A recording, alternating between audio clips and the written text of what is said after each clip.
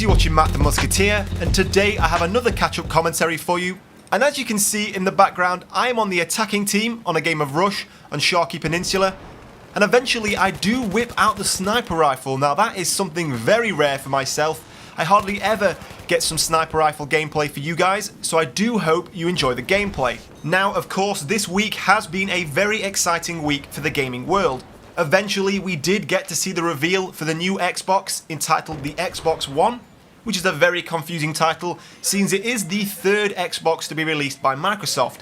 And of course, we did receive some new information and details about Battlefield 4 and the DLCs that will be released with the game. Now, the Xbox One reveal was a few days ago now, and since then I have been involved in several discussions talking about the Xbox One and its presentation, including a video on Lutin's channel with MattTheMusketeer and Jake in the Works Media. So if you guys haven't seen that, I will leave a link to that in the description below. And I have had a discussion with Westy on his own channel talking about our thoughts and opinions on the Xbox One. Now, initially I had planned on doing a comparison between the Xbox One and the PlayStation 4. But to be honest with you, so far there isn't enough information to compare these two consoles.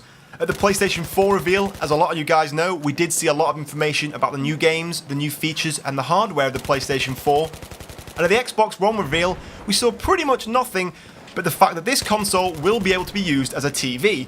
So far, I don't think doing a comparison of these two consoles would necessarily be fair, and also there isn't that much information to go on. But with the information we do know, so far both these consoles are looking pretty comparable. They both have very similar hardware specs, 8GB of RAM, both have a Blu-ray drive now, so unlike the PS3 and the Xbox 360, which had a lot of different hardware and specifications inside them, these two next-gen consoles are looking very similar. Now, previously I did do a video comparing the PlayStation 4 to a PC when it comes to playing first-person online shooters like Battlefield. Now, for the reasons I just stated, doing a comparison between the Xbox One and the PC wouldn't really be worth the time of a separate video, as it does have very similar statistics, stats and kind of characteristics as a PlayStation 4. But I do know that a lot of you guys who subscribe to me and watch my videos do play Battlefield on the Xbox 360. Now, I've never owned an Xbox myself, so I wanted to ask you guys out there who do own an Xbox 360 what you thought of the Xbox One reveal and what your thoughts and opinions are so far.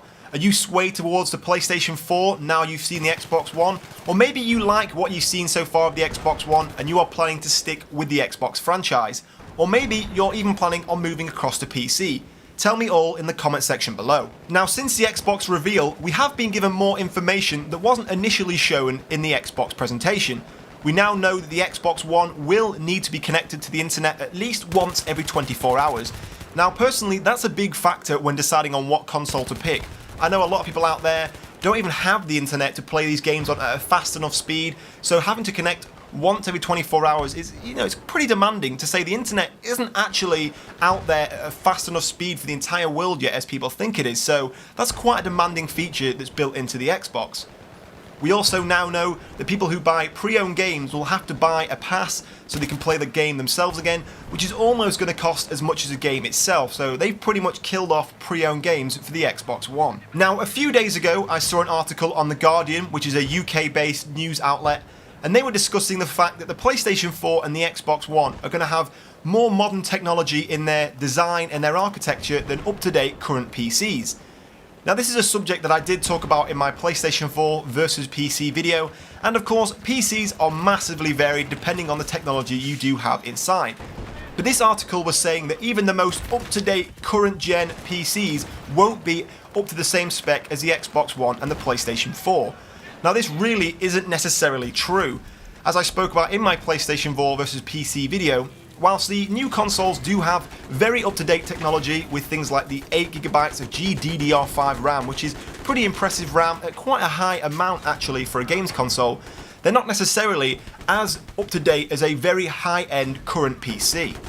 But that said, there is no doubt that the architecture in this next generation of gaming consoles is going to be very similar to that of a high-end gaming PC. And for us as the gamers, this is nothing but a positive. The closer and closer these consoles get to each other, and the PC in terms of their hardware and architecture, can only mean an improvement in the way games are ported across from one console to another. It will mean that all of these games have a much similar feel and experience to each other, and if a game, for example, is designed on PC, it won't feel a little bit flawed and a little bit flat when it moves across to console. So what does this mean for the next generation of Battlefield? Well, hopefully Battlefield will seem like a more unified game across consoles on Battlefield 4 than it does with Battlefield 3. As we all know now, playing Battlefield on PlayStation 3 is a very different experience to playing it on the PC. Larger servers, larger maps, larger player counts. So this is the kind of thing that hopefully when we move across to the next generation of consoles and on the next generation of Battlefield, this will be a much more unified game that has a much more unified feel and signature to it, rather than moving across from one console to another and feeling like you're playing almost a completely different game. Having a more unified Battlefield will also be very helpful for the developers.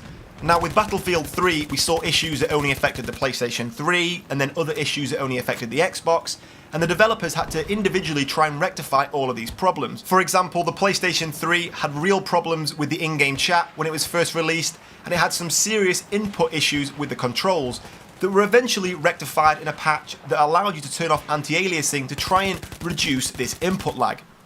But these are the type of issues that hopefully with Battlefield 4 on the next generation we won't see so widely spread across different consoles. Now, so far we don't actually officially know what kind of player counts we're going to see on Battlefield 4 on the next generation of consoles. Of course, it was only just this week it was officially announced that it was coming to the next gen consoles. Of course, people did expect it so far, but it was only just officially announced this week. So far we don't really know what kind of frame rates and what kind of player counts we are going to be seeing on the next gen consoles. Is it going to be similar to PC, with maybe 64 players and over 60 frames per second? We don't know. Now personally I think it will have 60 players, but it will have that at a forfeit of only 30 frames per second still.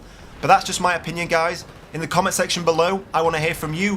What do you want to expect to see from the next generation consoles with Battlefield 4? And which console will you be playing Battlefield 4 on? Tell me all your thoughts and opinions in the comment section below. But in the meantime, guys, I hope you've enjoyed the video. If you have, please give me a comment and a like. It does help me out a lot. And in the meantime, guys, thank you for watching, and I will see you soon.